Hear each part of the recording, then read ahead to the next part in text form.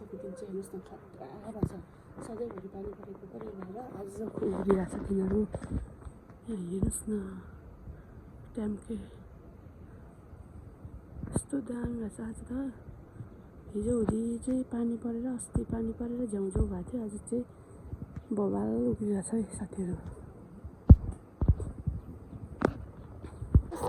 नमस्ते सन्चै हुन्छ हामी पनि सन्चै छौँ आज चाहिँ हाम्रो दिन यस्तो छ कोदो रोप्ने भोलि चाहिँ रोपाइ छ हाम्रो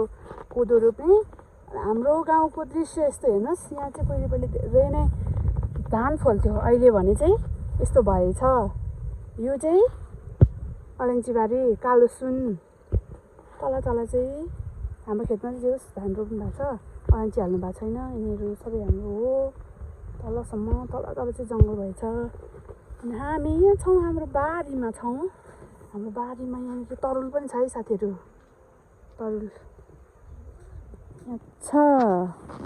हाम्रो नानी यहाँ छ मेरो साथी यस्तो छ हाम्रो दिनचर्या यसरी बितिरहेछ गाउँमा भोलि चाहिँ रोप्नुपर्ने यहाँ माथि जानुपर्ने के अरे मकै बारीमा जाँदैछौँ आज चाहिँ यस्तो काम गर्दैछौँ आउँदै छ नि कस्तो भइरहेछ त नानी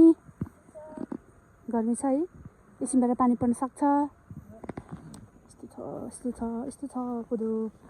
कोदोको कहिले गाउँमा पनि आउनुपर्छ गाउँमा कस्तो हुन्छ भनेर थाहा हुन्छ नि त यस्तो गर्दैछौँ हामी यो बिउ उखालेर भोलि रोप्ने त्यसपछि कोदो फलाएर ढिँडो खाएर रक्सी खाएर जाँड खाएर धुन तोङ पनि खालेर धुन गर्ने हो नि त फेरि बेसी बनिसकेपछि साथीहरू तपाईँहरू खान्छ भन्नु कोदो दुनियाँ